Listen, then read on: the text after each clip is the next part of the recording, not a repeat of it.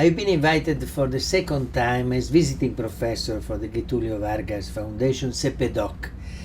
And while last year I focused on the European Union, its crisis and its future, this year I have been requested by Professor Alexander Morelli to deepen the relationship between wars and international relations, that in the framework of his class on global history.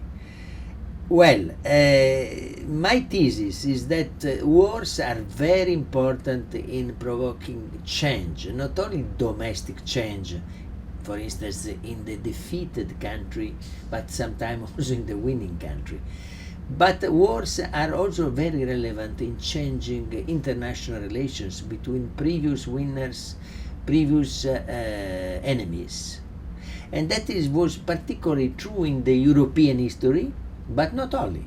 You can see also in the South American history, the worst war in the history of South America was the war between the three-party alliance, Brazil, Argentina, and Uruguay against Paraguay in 1865. And was about a river, the navigation in the river La Plata. And after, we have 1 century later, the beginning after the dictatorships in 1991 of last century, beginning of the Mercosur and the Association Treaty.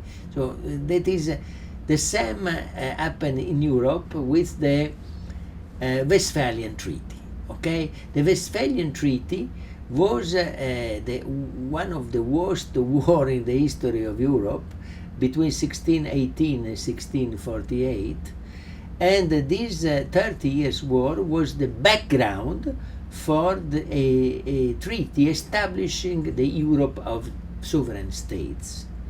That is the end of the medieval time of the empire and the Holy Church, the Rome Church, as a kind of supranational powers, and the beginning of a period dominated by the balance among 5-6 big European states.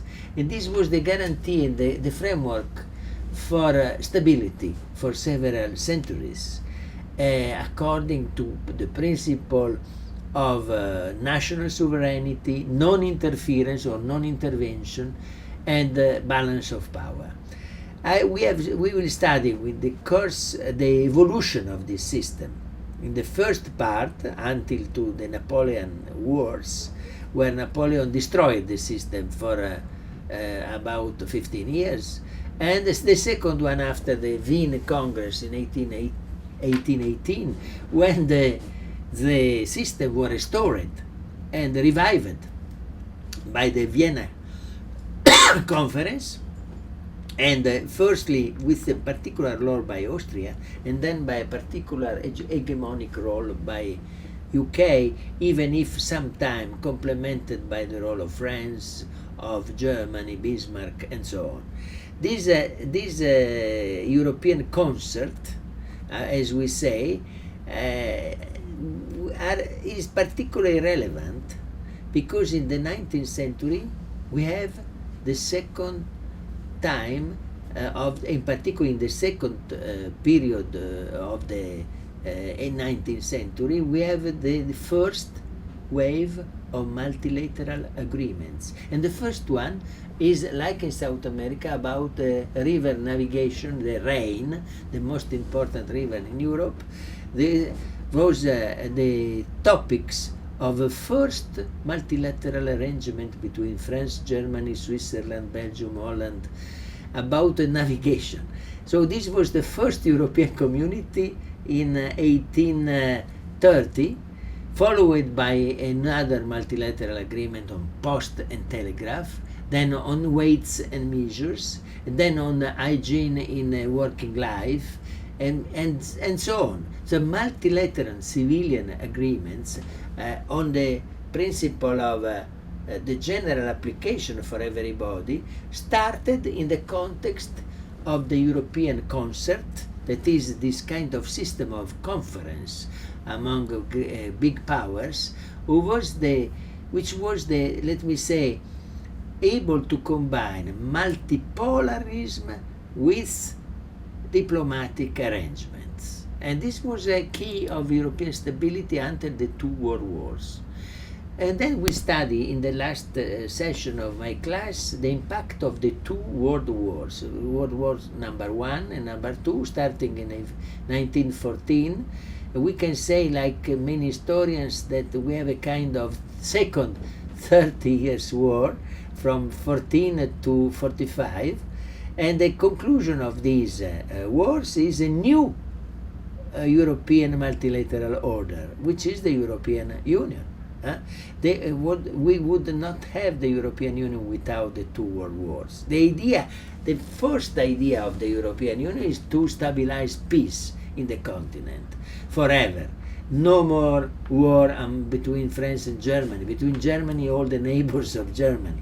So this is the main, let me say, cement, the main aim of the European construction, stabilizing peace at quasi-continental level. It's not continental because Russia is outside, Turkey is still outside. However, it's quasi-continental level, 28 states, which have, number 1, peace, stable peace, number 2, consolidation of democratic regimes, and number 3, a high level of prosperity compared with other continents. So the European Union is the result of this idea of peace by a kind of piece by piece, in the sense that every region should arrange its own way to a regional organization, European Union, Mercosur in South America, ASEAN in Southeast Asia, and so in order to create the global peace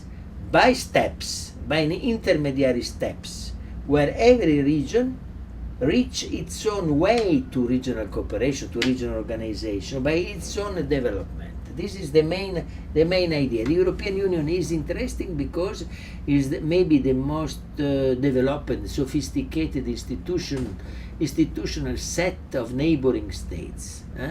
We have 28 states. We have several regimes among these states. The most important is the common market. The second is the European common currency.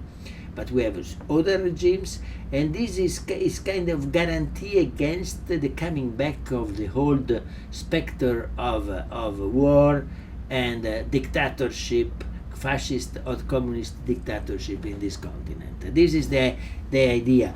Peace and democracy and prosperity in order to avoid the coming back of the old phantoms of the European history, which were a problem for the old world because they produced two world wars.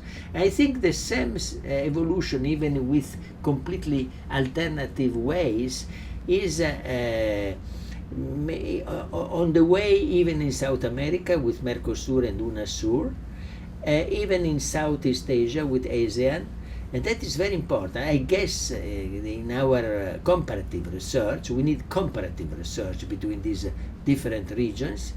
Comparative research says very clearly that we will have more regionalism, regional cooperation in the 21st century than in the past, than in 20th century, even more. So even in spite of difficulties, problems, in spite of obstacles and domestic problems, regional organization will go on. There are structural features of next global governance. So they will also strengthen the legitimacy and efficiency of the global institutions like the United Nations, IMF, World Bank, and WTO, because these global organizations do need regional organization to support them, to help them by implementing their commitment, the arrangements, the treaties, and so on. So this is the message of the course, is that multilateralism is very important but should be revised according to the new demands coming from the south of the planet, according to the new demand of representation by emerging countries, and according to the need of providing a regional organization of an enhanced room of maneuver and an enhanced role within the global organization like United Nations, WTO, IMF. So it's a kind of bottom-up global governance which is coming for the next century.